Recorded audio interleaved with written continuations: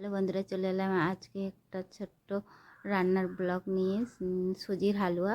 তো এই প্রথমে গাজরগুলো কেটে নিয়েছি ছোট্ট ছোট্ট, তারপর আলুগুলো কেটে নিয়েছি, কাজু কিশমিশও ছোটো ছোটো করে কেটে নিয়েছি, আর কাঁচা লঙ্কা ওগুলোও কেটে নিয়েছি ছোট্ট ছোট্ট করে।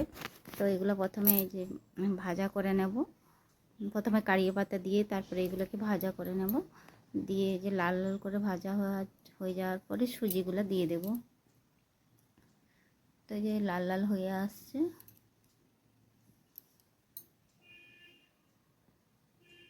বেশ লাল লাল হয়ে এসছে। দিয়ে পর সুজি দিয়ে দিব।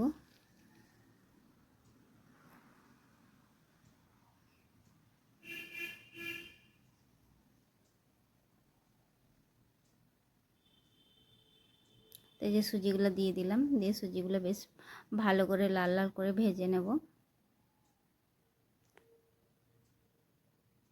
ভাজা হয়ে যাওয়ার পরে যে অল্প করে সামান্য একটুখানি জল দেব, কারণ বেশি জল দিলে এটা ঘাঁটা হয়ে যাবে, আর বাচ্চাদের মানে ঘাঁটা হলে সেরকম খেতে পছন্দও করে না।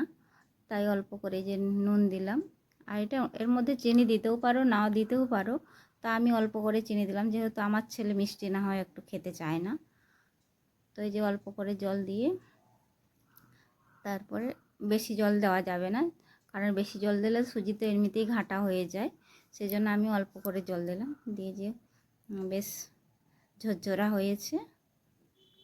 তো ভিডিওটা কেমন লাগলো, ভালো লাগলে লাইক কমেন্ট শেয়ার করে দিন।